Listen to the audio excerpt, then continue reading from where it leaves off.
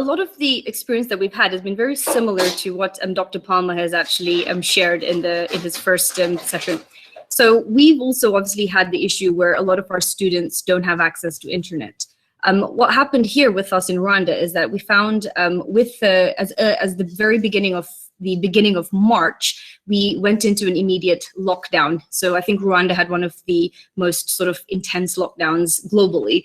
So what we found was that since the beginning of March, we've actually been teaching online, which took us to almost over 2 months of online teaching. So, you know, we go from sort of being on campus on Friday to Saturday, sort of getting a communication that says, as of Monday, universities are shut as of due to government directive.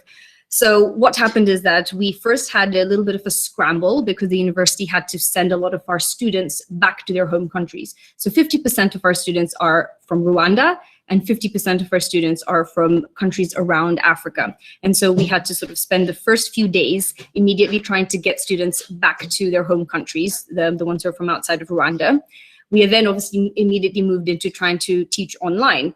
And obviously the first thing we faced, as Dr. Palmer shared, was internet issues. A lot of our students struggle to access the internet. And so what happens is that we sort of try to share materials online. We try to engage students with sort of Google meetings online, but the fact that they can't access internet, the fact that they aren't even able to go to an internet cafe because of how strict the lockdown measures were, you aren't allowed to leave your house except to go to the grocery store. And so even that access of sort of trying to find Wi-Fi, trying to find an internet hotspot somewhere wasn't really available for our students. So that sort of caused a little bit of a very early sticking block.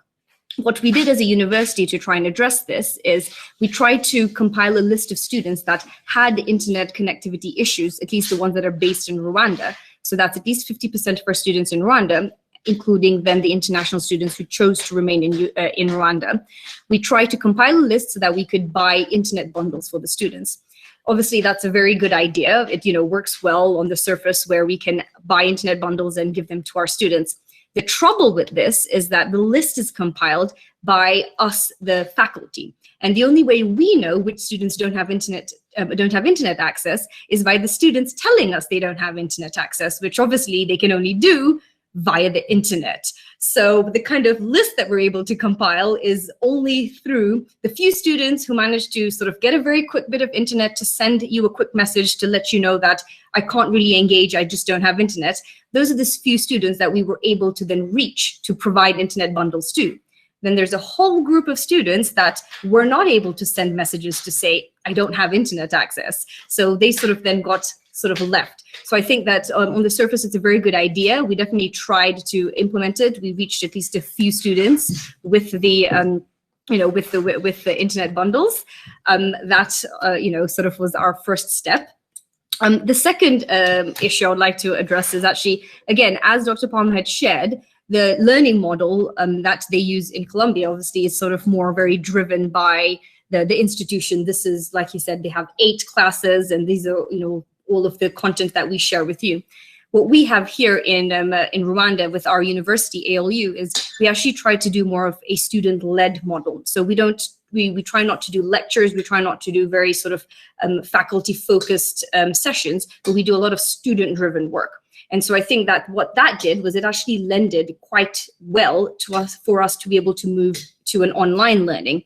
So a lot of the way that we run our activities, it's possible for you to then just translate these into an online session where you sort of have students that are leading a lot of the work. Students have to do their own reading with the materials that you share them. Students have to come prepared to spend at least 45 minutes of an hour and a half session doing student-led activities. And so I think that that enabled us to be a little bit more, the transition was a little more easier to move online.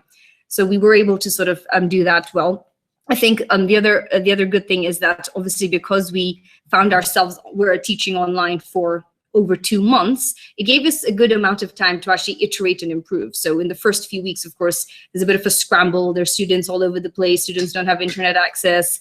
Obviously, even faculty themselves are still trying to figure out what is the best way to do this. We obviously don't have the best tools to use. And so eventually we also managed to get subscriptions for Zoom, which allowed us then to conduct a lot of these classes online, which seems to be sort of the global go-to now, as all the education institutions are, focused on that. So that really did help us to be able to conduct our sessions online and still sort of be very student driven. I know that myself, I did not conduct a lot of sessions online, while I had a lot of colleagues at the university that conducted weekly sessions. I sort of, chose the approach of actually putting material out and expecting students to then submit work and submit activities based on sort of what I have uploaded into the LMS system. And so we had a very varied way that a lot of our faculty were engaging with students. I think obviously that's something that might then pose as a bit of a difficulty for students, because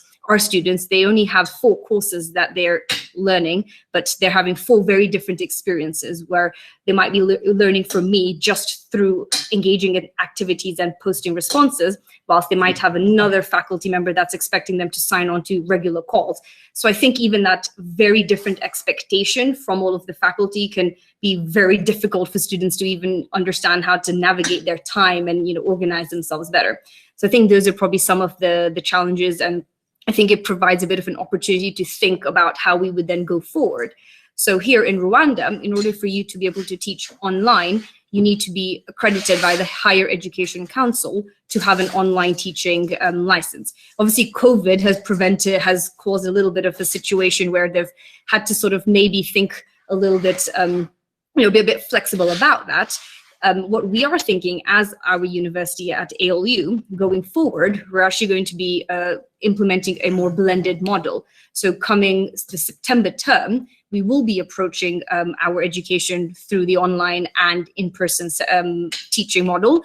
I think obviously the experience that we've now had with these 2 months definitely puts us in a good position to now think about, right, these are some of the things that haven't worked well. How can we now work towards being a bit more synchronized across our faculty so that the student experience continues to remain the same across obviously all of their different faculty. So I think this is one of the good opportunities that we have now seen and are sort of charting a way forward to try and develop a more blended approach to how we teach and how our students engage with a less lecture-based approach, but still getting the same quality that ALU is sort of trying to put out there.